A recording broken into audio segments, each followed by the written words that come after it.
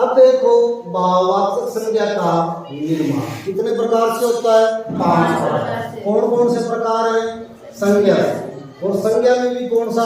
जातिवाचक संज्ञा, सर्वनाम से, विशेषण से, क्रिया से, अव्यय से। ये 5 प्रकार आपको ध्यान रखना है।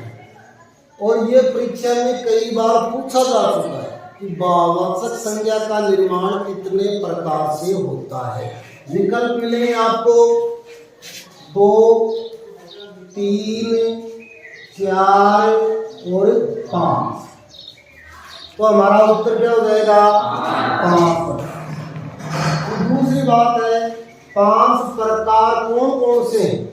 तो इसमें पहला संज्ञा से, और संज्ञा से भी कौन सी संज्ञा से? जातिवाचक संज्ञा से। लेकिन यहाँ आपको एक बात और ध्यान रखनी है कि कुछ व्याकरणाचार्य हैं वो ये कहते हैं कि व्यक्तिवाचक संज्ञा से भी भाववाचक संज्ञा बनाई जा सकती है।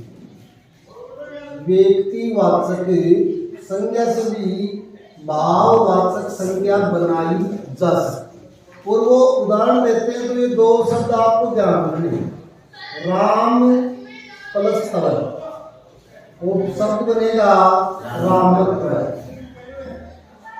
अब रामत्व में ये पूछ ले आपको कि रामत्व शब्द है वो भाववाचक संज्ञा है।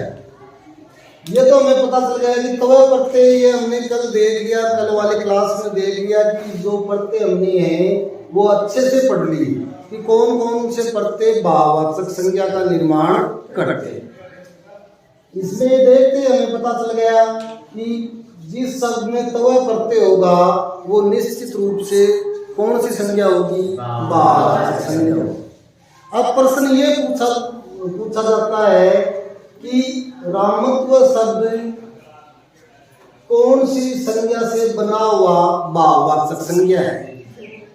तो हम इसको तवा को हटाएंगे, इसको क्या करेंगे? हटा देंगे। हमारा शब्द क्या बचा? राम। राम कौन सी संज्ञा है? व्यक्तिवाचक। इसलिए ये रामत्व शब्द है, ये व्यक्तिवाचक संज्ञा से बना हुआ भाववाचक संज्ञा हो गया। ऐसी एक शब्द और मिलेगा आपको किताबों में, रावणत्व। ये किससे बना है? रावण से। और रावण से बना है, और रावण कौन सी संज्ञा है? व्यक्तिवाचक संज्ञा है। तो ये 2 शब्द आपको ध्यान रखना, ज्यादा नहीं है, केवल 2 ही है और कुछ किताबों में मिलते हैं। इसलिए आपको बताएं कि व्यक्तिवाचक संज्ञा से भी भाववाचक संज्ञा बनाई जा सकती है। जैसे राम में तवे प्रत्यय जोड़ेंगे तो शब्द क्या बनेगा? रामत्व। और रावण में तवे जोड़ेंगे तो क्या बनेगा? रावणत्व। ये 2 शब्द आपको ध्यान रखना। अब ये शब्द आपके सामने लिखे हुए हैं और सारे जातिवाचक संज्ञा शब्द हैं। बुड्ढा, इससे हमें भाववाचक संज्ञा बनानी है और शब्द है हमारा बुड्ढा। तो देखो भाववाचक संज्ञा बनाते समय ये ध्यान रखेंगे कि उचित प्रत्यय लगाना है। उचित प्रत्यय का मतलब हमारे पास 10, 12, 15 जो प्रत्यय हैं उनमें से जो सही है वो लगाए। और इसमें लगाएंगे तो देखो आपका प्रत्यय लगाए और शब्द क्या बन जाएगा? बुड्ढा। इसमें एक बात ध्यान रखिए, देखो इसमें एक बदलाव और हो गया, और बदलाव क्या हुआ है? मात्रा। यहाँ बै में बड़े ऊ की मात्रा है और इसमें बुढ़ापा में बै में छोटे ऊ की मात्रा। तो ये दोनों आप ध्यान रखेंगे कि बुढ़ा में मात्रा बड़ी आएगी और बुढ़ापा में मात्रा छोटी आएगी। फिर अगला देखो बच्चा। अब देखो इसमें उचित प्रत्यय कैसे लगाएंगे? बच्चा में आपा नहीं लगा सकते तो इसमें लगाएंगे पन पर, और पन लगाएंगे तो देखो ये शब्द बदल जाएगा। बच्चा का हो जाएगा और शब्द बन जाएगा बच्चा और भाववाचक संज्ञा बन जाएगी। अब कई बार प्रश्न ये पूछते हैं कि जो बुढ़ापा शब्द है वो किससे बनी हुई संज्ञा है, और आपको ये मिल जाएगा विकल्प संज्ञा से, दूसरा विकल्प होगा सर्वनाम से, तीसरा विकल्प होगा क्रिया से और चौथा विकल्प होगा अव्यय से। अब हमें उत्तर देना कि बुढ़ापा शब्द है वो किससे बनी हुई भाववाचक संज्ञा है। तो हमारा उत्तर क्या हो जाएगा? संज्ञा से। क्यों? क्योंकि बुढ़ा शब्द वो क्या है? संज्ञा है। इसके बाद देखो मित्र, मित्र में कौन सा प्रत्यय लगाए जिससे भाववाचक संज्ञा बन जाए? तो ता प्रत्यय लगाए और हमारा शब्द क्या हो जाएगा? मित्रता। इसके बाद देखो शत्रु, इसमें भी कौन सा प्रत्यय लगाए? ता और हमारा शब्द क्या हो जाएगा? शत्रुता। नौकर तो क्या करें?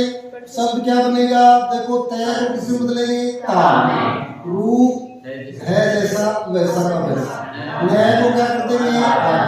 और ये लगाते और हमारा शब्द क्या बन गया? तारुणी। तारुण्य है वो कौन सी संज्ञा है? भाववाचक संज्ञा।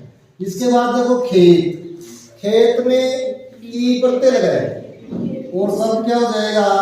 खेती। ये जान रखें, खेत है वो तो कौन सी संज्ञा है? जातिवाचक संज्ञा। और खेती भाववाचक संज्ञा। फिर देखो मजदूर, जातिवाचक संज्ञा है, ई प्रत्यय लगाए और ई प्रत्यय लगाए शब्द क्या बन जाएगा? मजदूरी। मजदूरी शब्द है वो कौन सी संज्ञा है? भाववाचक संज्ञा। इसके बाद देखो अगला खिलाड़ी, कौन सी संज्ञा है? जातिवाचक संज्ञा। और खिलाड़ी में ए प्रत्यय लगाए, आड़ी प्रत्यय हटाएंगे।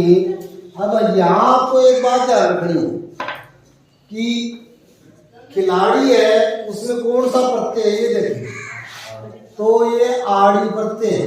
इसमें कौन सा प्रत्यय है? आड़ी।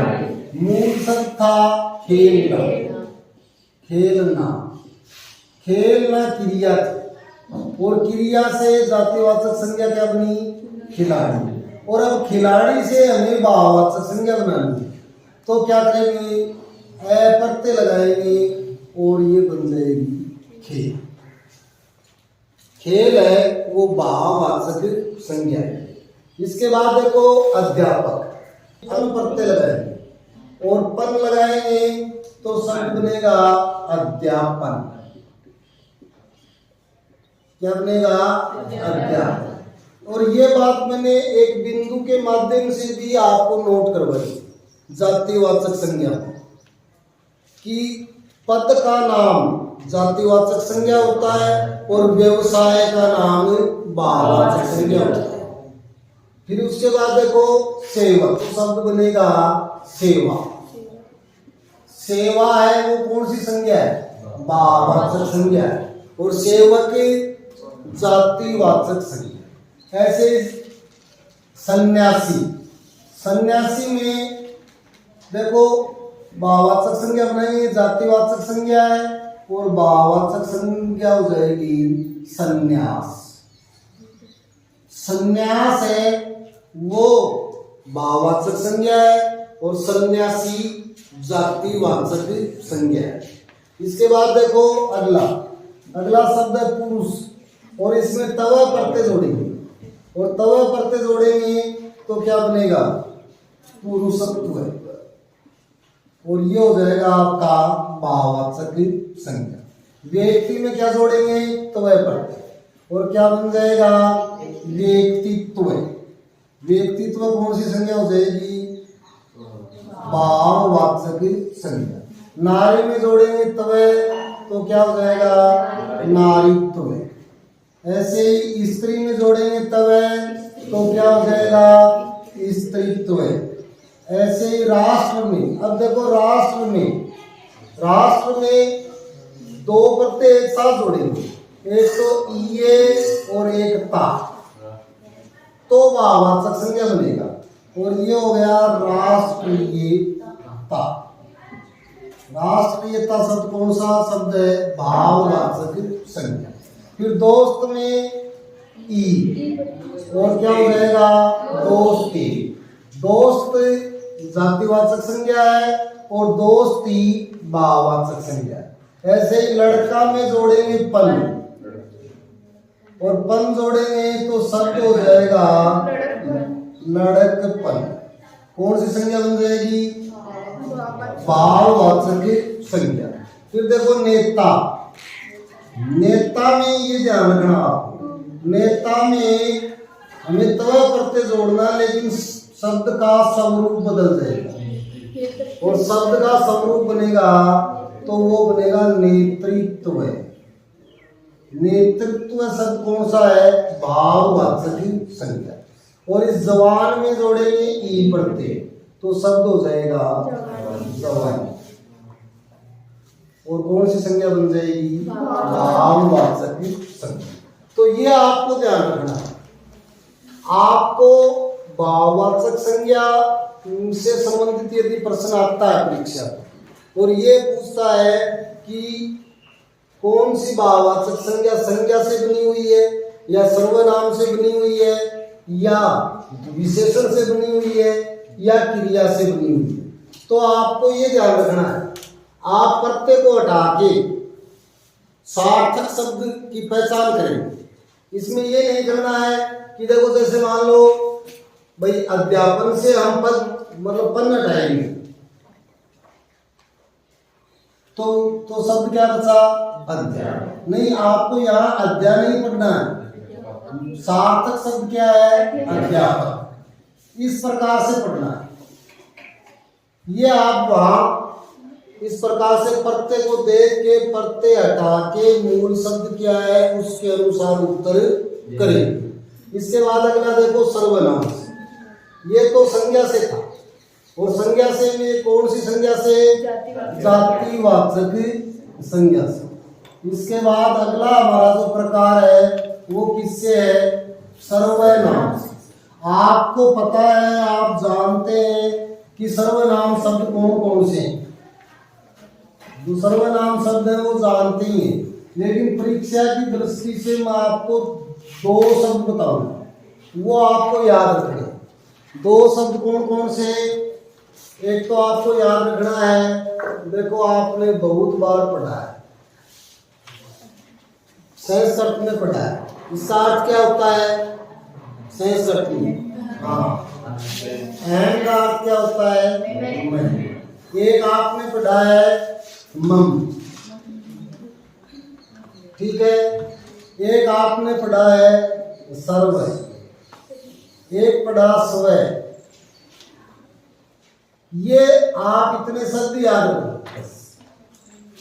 ये शब्द क्या है सर्वनाम शब्द। कौन से शब्द हैं सर्वनाम शब्द। और इनसे हमें भाववाचक संज्ञा बनाना है। तो कैसे बनाएंगे? देखो अहम से बनेगा अहंकार। क्या बनेगा अहंकार। कौन सी संज्ञा है भाववाचक संज्ञा। ये बहुत महत्वपूर्ण है। आज तक कम से कम 100 परीक्षाओं में पूछा जा चुका है। तो इसके दो रूप आपको ध्यान रखने। एक तो ता जोड़ सकते हैं, ठीक है, और एक तवे जोड़ सकते हैं। दोनों ही रूप आपको ध्यान रखने। ता जोड़ने पर शब्द बनेगा ममता। और ये गड़बड़ इसलिए करवाता है कि हमें ये लगता है ममता किसी व्यक्ति का नाम हो सकता है और इसलिए क्या है व्यक्तिवाचक संज्ञा है। लेकिन हमें प्रश्न को पढ़ना है और फिर ता हटा के देख लेना है कि यदि ये पूछ रहा है कि सर्वनाम से बनी भाववाचक संज्ञा है और उसमें ममता शब्द दिया हुआ है तो हमें उसे सही करना है। यदि दूसरा करें तो दूसरा हो जाएगा ममत्व है। ये दो शब्द आप ध्यान रखें, ममता और ममत्व। किससे बने हैं सर्वनाम से। और सर्वनाम कौन सा है मम। उसके बाद देखो सर्व, और सर्व से बन जाएगा सर्वस्व। क्या बन जाएगा सर्वस्व। और फिर देखो स्वय, और स्वय से बन जाएगा स्वत्व।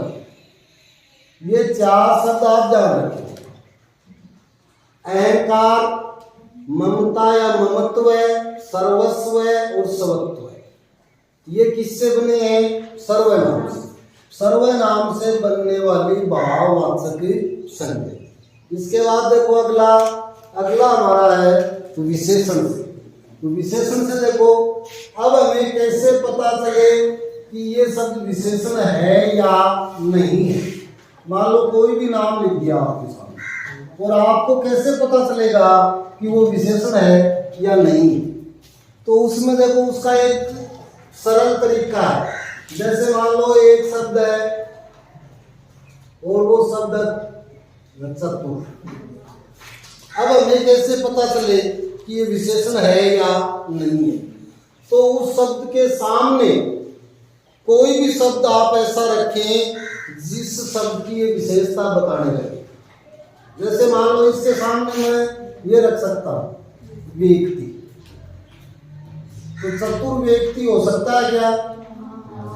इसका मतलब ये विशेषण है। यदि ऐसा हो सकता है तो ये शब्द क्या है? विशेषण है। लेकिन मान लो एक शब्द आपका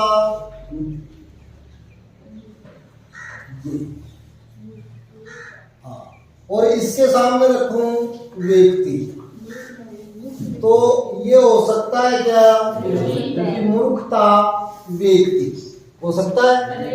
इसका मतलब ये विशेषण नहीं। तो फिर क्या है?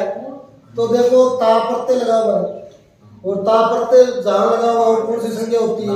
भाववाचक। तो ये क्या हो जाएगा? भाववाचक।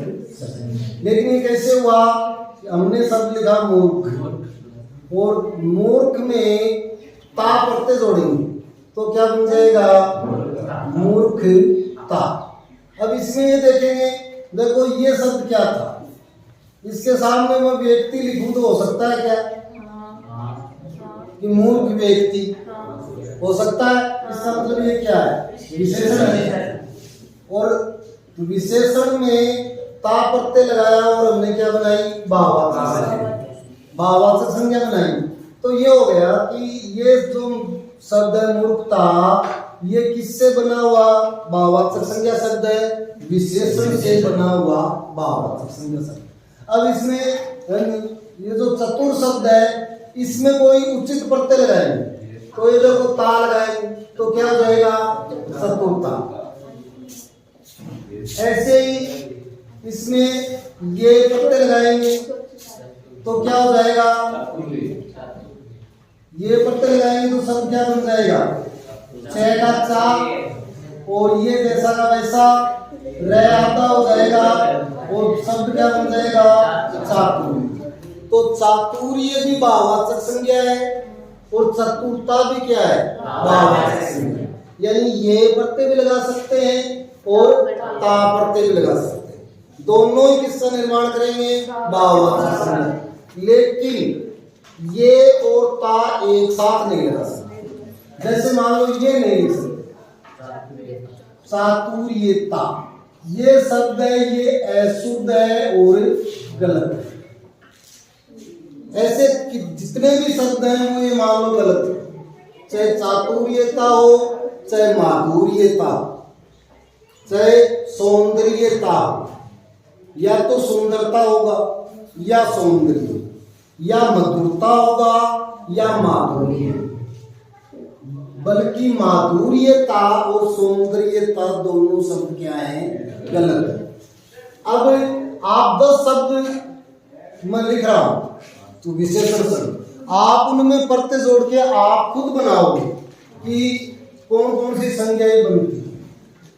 और जहां तक आपका प्रयास हो वहां तक ये और ता प्रत्यय को ध्यान में रखते कि यदि किसी शब्द में ये प्रत्यय जोड़ सकते हैं तो वो भी जोड़ के आपको शब्द बनाना है। और वो लिखो आप पहले। तो हमने ये कर लिया संज्ञा से और भाववाचक संज्ञा का निर्माण, ये हमने कर लिया। दूसरा हमने कर लिया सर्वनाम से भाववाचक संज्ञा का निर्माण। अब ये तीसरा हमारा बिंदु है विशेषण से भाववाचक संज्ञा का निर्माण।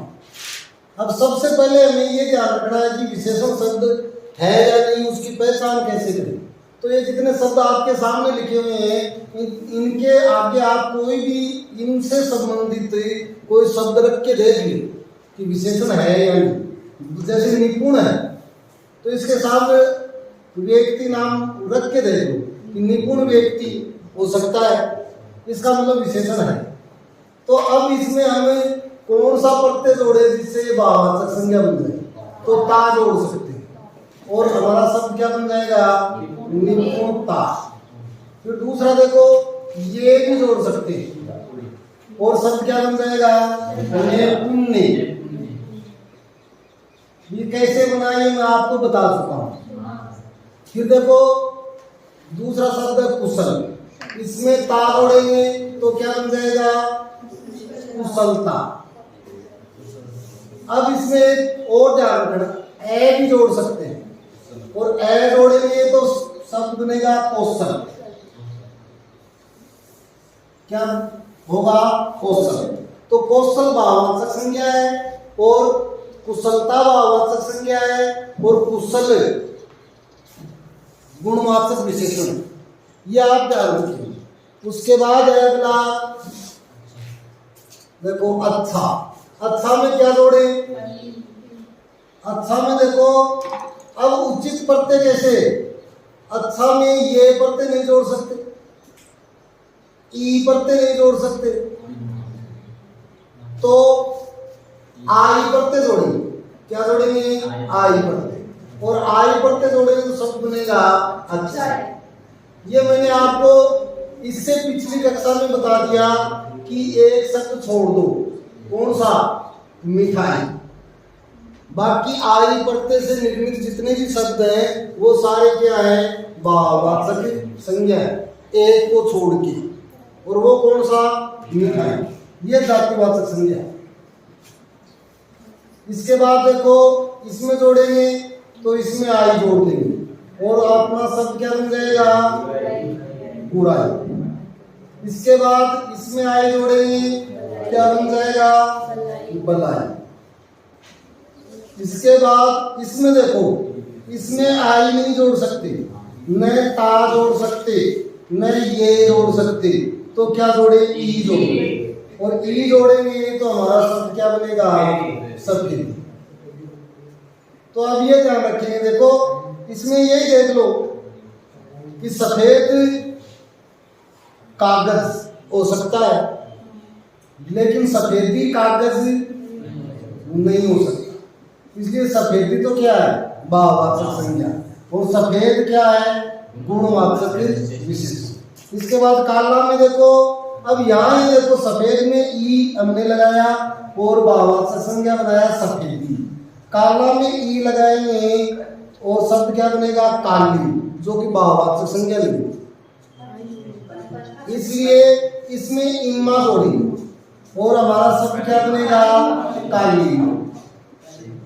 अब आप ये कहें इसमें ई क्यों नहीं लगाया, देखो काला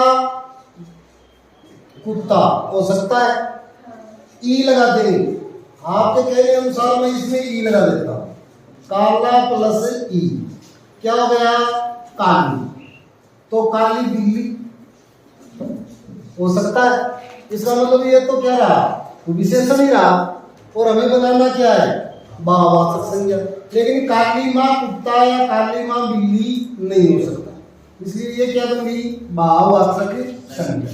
उसके बाद देखो हरा, हरा में भी ई नहीं जोड़ सकते, तो क्या जोड़े, हाँ, या तो इसमें देखो आली जोड़ेंगे और हमारा शब्द बनेगा हरियाली, ठीक है। या दूसरा इमा जोड़ेंगे तो हमारा शब्द बनेगा हरितिमा, ये री इसमें बढ़िया है, और यहाँ हरितिमा।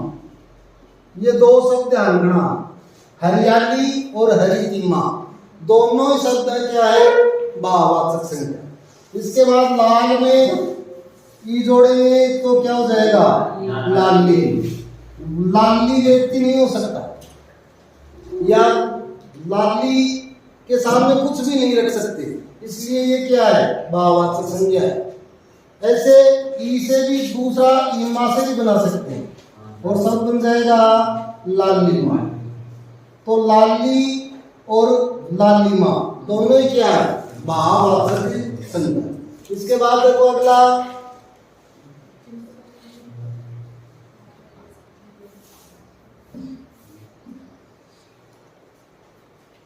आता शब्द दयालु।